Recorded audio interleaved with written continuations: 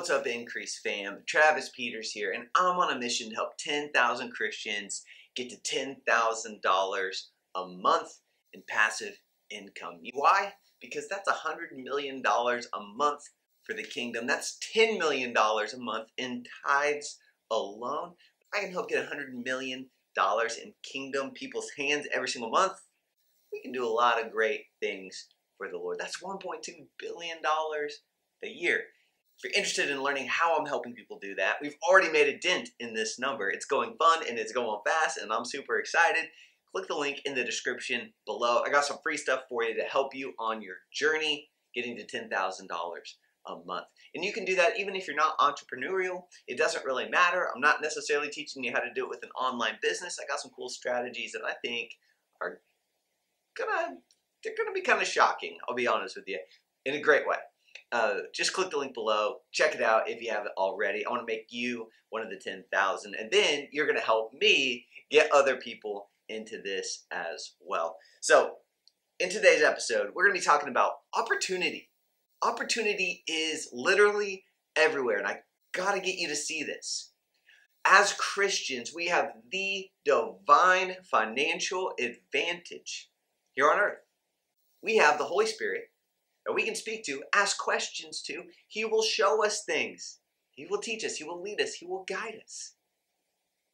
Let's go real quick to Isaiah 48:17.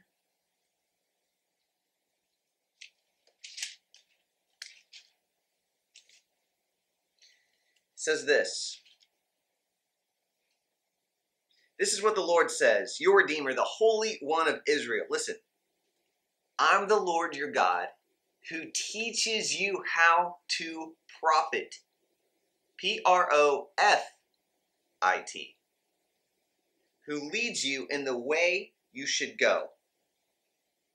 Oh, that you had listened to my commands, then your peace and prosperity would be flowing like a river. So another translation says, those instructions. Had you listened to my instructions? So we say commands, we think about like the great command, the 10 commandments and booming voices. No. You've asked God for wisdom. You've asked him for ideas. He's given you dreams and daydreams about businesses and opportunities, ministry opportunities, all these different things for you to start. But you didn't do them. You haven't started them. Isaiah 1:19 says, those who are willing and obedient shall eat the best of the land. So if you're not eating the best of the land, maybe you're not willing, or maybe you're not obedient. Maybe you need to check one of those things. Maybe you need to go to the Lord and say, God, what is my instructions again? It's been so long. I need a refresher. He will gladly tell you because he wants you to win. He wants your peace and prosperity to be flowing like a river. I've had conversations with myself and with other people where they've had an idea. In fact, I'll tell you right now, one of them for me is helping 10,000 Christians get to 10 grand a month. I started that like 8 years ago, guys. Like that was a thing I had maybe even longer, 8 to 10 years ago. And we started working towards it. But I kind of lost the vision, and I didn't like where things, and it's not God's fault, it's me. I was like, I can't really see how it would work. Seems pretty difficult, pretty big number. It's a crazy goal. Well, with the new stuff that we've launched with the Increase Army and the Passive Income Engines program, which if you're on my email list, you've been seeing me promote all over the place. We're helping people get to 10 grand a month like that. It's crazy. My confidence, my belief, everything's going up through the roof. And I'm like, I got to shout it from the rooftops. I got to get you in the program so that you can make $10,000 a month because we have too many people making $10,000 a month. It's going too quick. It's going amazing. God is good. But now I feel like I've got a moral obligation. If I don't tell you about it and I just let you sit on the sidelines, I feel like that's on me. And you're on my account. So I got to at least tell you about it. And you just watch the videos, see if it's a good opportunity or a good fit for you. I at least have done my part. So what I'm saying, why I'm saying that is God actually put me on that path 8 years ago. But I got off from that path due to my own, I just couldn't believe it. I couldn't see it. My faith wasn't there. That's on me. I should have locked into that vision. We probably would, no, we for sure would be at 10,000 Christians at this point had I stayed locked in from 8 years ago. Again, that's on me. But God is saying, hey, Trav, had you listened to my instructions, your peace and prosperity would be flowing like a river. Where I was going with that is How many times have we had ideas 8 to 10 years ago, didn't do them, or started them but didn't finish them, and then you're in a financially tight spot and you're like, oh God, where's the finances? And he's like, hey, I gave you the instructions. Had you listened to them, your peace and prosperity would be flowing like a river. Let's get on it now, though. All right, not regretting the past. We're pressing forward. We're not beating ourselves up, but we're at least being aware and judging ourselves and being like, okay, I missed it, I messed up, but now I'm back on track. Lord, let's roll. I'm going to run this race to win. What do I do now? And you get quiet and you write down what you hear. He will give you the answer. He will give you the solution. And you get in the Word for 10, 15 minutes a day, He'll tell you what to do. You'll hear His voice. He ain't hiding anything from you.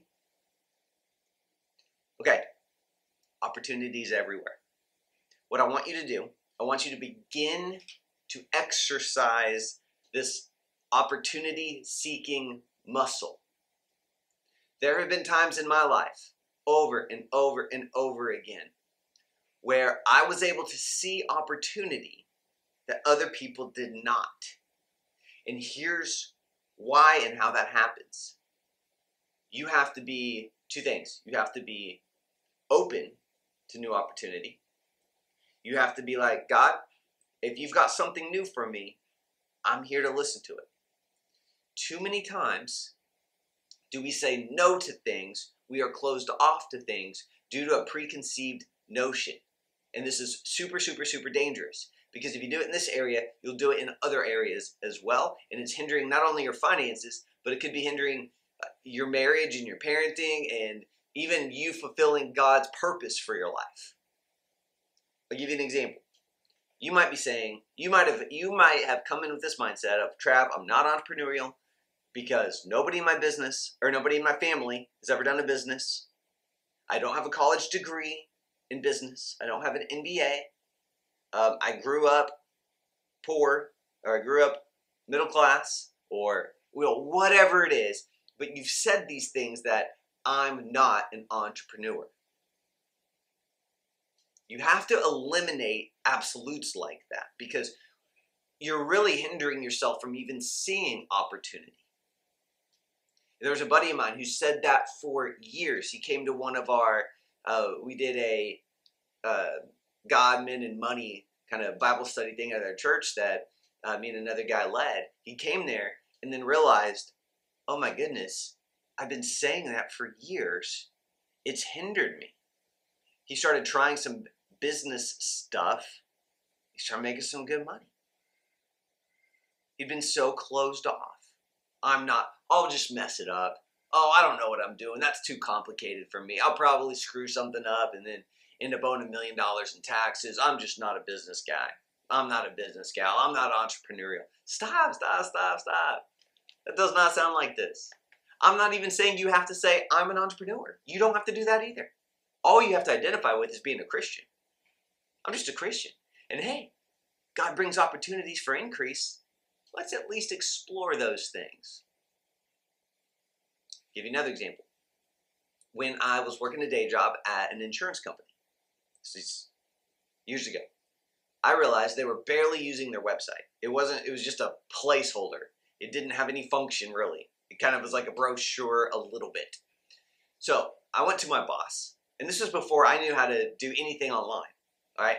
I went to my boss and I said, hey, I have an idea. We're not really using the website.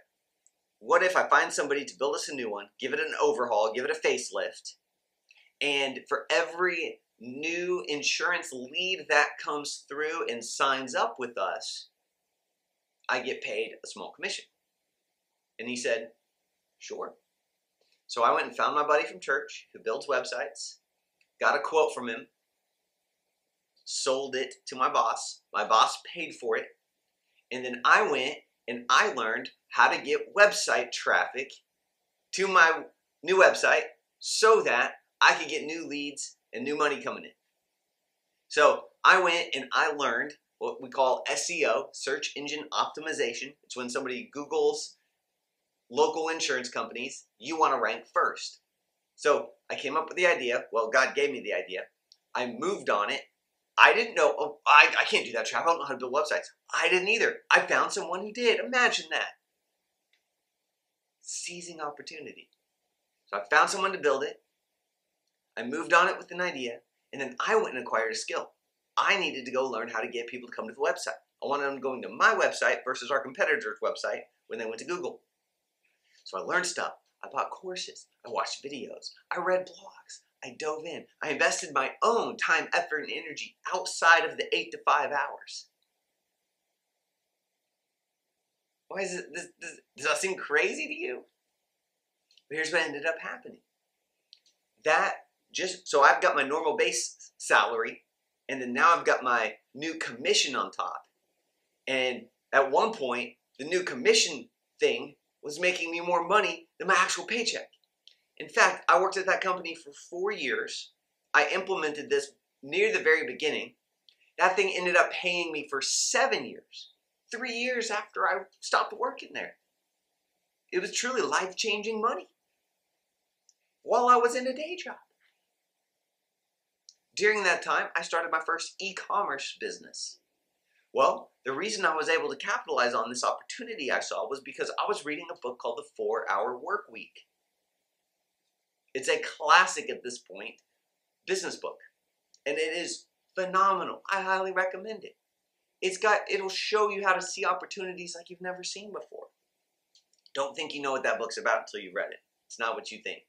Anyway, that book, because I was ready, I saw an opportunity on TV to sell a product that I found out almost no one else was selling.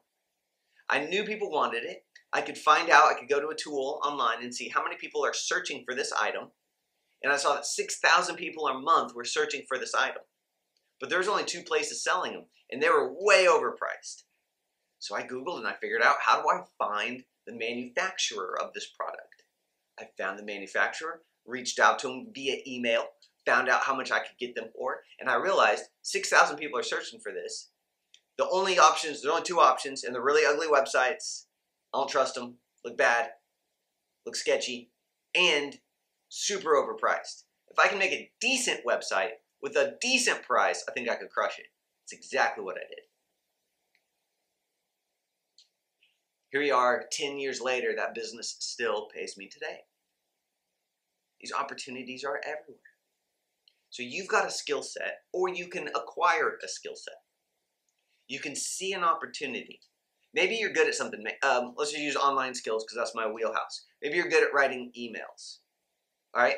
So I found out there's a friend of mine who has an e-commerce business, and he was doing great. He's making over $1 million a year, but he wasn't really doing any of the marketing stuff that I had learned and the skills I had acquired over, like how to make your website convert better, how to set up email marketing.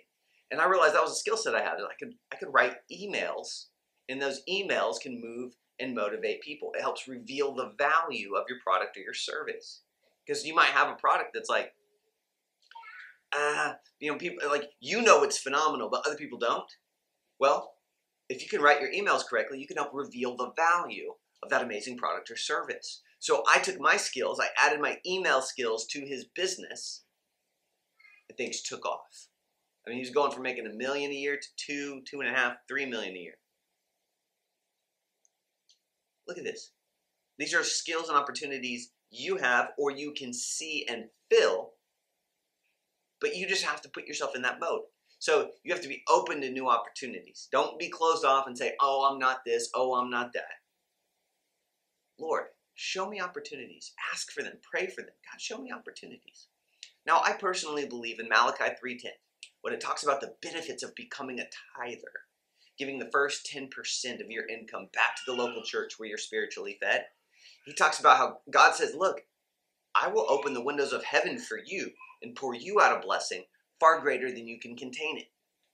Well, I was praying about this one time, and I was like, Lord, it feels like I can contain the blessing pretty well. It says it'd be so great I couldn't contain it all. And the Lord began to show me and help me see that blessing as opportunities. I'm continually pouring out opportunities. He had me go to my whiteboard, and I wrote down all the opportunities I had. I could go to this guy and run his advertisements for him. I could write emails for this guy. Man, I could do this offer that I've been thinking about for a long time. And I ended up having 7, 8, 9, 10 things on that board, and I realized I can't contain all those. I don't have the time to do all those things. I would have to hire a team to do all those things. And then he showed me a scripture in Proverbs 14 that says, he's just tying it all together for me. This is how God does. But it talks about how much increase comes through the strength of the ox, meaning you need a team. That's how we handle this. That's how God has structured all of this. So there's opportunity for you. Don't think there isn't. I don't have a college degree. I don't come from money. Nobody in my family is entrepreneurial. I have all the strikes against me. I didn't go to seminary. I didn't go to Bible college. I didn't go to any of those things. The only reason I've been able to be successful is because I've allowed the Lord to teach me how to profit. Isaiah 48:17. I've sought him. I've shown him my desires. James 1:5. I've asked him for wisdom. God's put stuff like this in you too. It's why you're watching this video. If you're watching this video, you've got what it takes. Because you're already somebody who wants to learn, grow, and develop. That's why you're watching this video. You want to hit new levels. God can use that, and he will. You got to be open to new opportunities. Ask him for new opportunities. Make sure you're tithing. I believe that those windows of heaven is constant opportunities coming out for you. Constant blessings. Constant opportunities. But opportunities have to be seized. They have to be acted upon. There's a part you have to play. Remember in the book of James? You have to have faith plus corresponding action. You got to put it together or your faith is useless. So I had to go and learn how to get traffic to my website. I didn't say, oh, I can't do that. I don't know how to build websites. I had to go find a guy who builds websites. It's really not hard. But some of you are letting that kind of thing stop you. For my own e-commerce business, that's when I went and learned in YouTube how to build your own website. That's when I started buying stuff, buying software, buying courses, buying programs. I'm going to learn it because I want the result. I want my peace and prosperity flowing like a river. That's what I wanted. You guys know my story. I wanted to get out of my day job. So I want to go learn what I need to learn, take the action I need to take, stay up late, get up early, do what I need to do so I can get out of my day job. So I can spend more time with my family, spend more time at my church, doing more time, more things for God, because that's what I want to do. And I think that's what you want to do. I want to build wealth. I want to get out ahead financially. JOB stands for just over broke. I don't want to live like that. So I chose not to. And I chose to see opportunities. And then point number 3, if I'm making points here, James 1:5 says, if you need wisdom regarding anything, ask him. He will gladly tell you. The only condition is you got to expect him to answer. If you expect him to answer and then lock into that answer, you got it. We can do those things. And there were times when I was pushing through, trying to learn these things, and the devil was just telling me, you're an idiot, you're a loser, you'll never make this work, you're wasting your time, you're a crappy husband because your wife's off working and you're trying to figure this thing out. She's making the money right now and you don't have any money coming in. You're an idiot, you're a loser, a bad provider. He'd tell you all those things, right? But remember, the devil is the accuser of the brethren. So anytime you feel accused of being less than, you just know that's not from God. Because God doesn't talk to you like that. The devil talks to you like that. So I'd hear that and I'd be like, shut up. And I'll just keep typing. I'm not going to think about that. I'm going to keep typing. I'm going to keep working. Keep watching videos. Keep buying courses. Keep buying coaching. Keep buying mentorship. And I'm just like diving in, going to figure this thing out. Yeah, but money's tight right now. I know. It was tight for me too. I'm pushing through because I want the result on the other side. Opportunity is everywhere. What skill set can you do? Practice these things, guys. Practice these things. Practice if you owned a business. Maybe you don't own one right now, but you see one on TV and you're like, man, if I own that business, here's what I would do. And kind of sketch it out, draw it out, write it out, put it on your whiteboard, put it on your iPad, get a piece of paper. You know what, if I own that business, here's what I would do. And remove all things of like, I'm not entrepreneurial, I'm not a business owner, I don't know what I'm doing, I don't know numbers, I don't know math, I don't know taxes, I don't know, it's complicated company. Stop. You're not talking like God right now. You're sounding like the accuser of the brethren right now. I'll be honest with you. Practice these things. Maybe look at where the place you work or the place where your spouse works and say, if I own that company, here's what I would do. Their marketing is really bad. Like I've seen they do billboards. And the way they do them, it can't be working. If I was going to redo their billboards to get new business, here's how I would do it.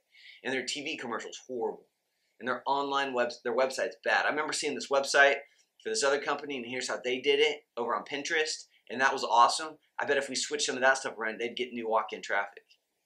You know, the other thing that they do is I get their emails, but their emails never tell any stories. It's just promotions only.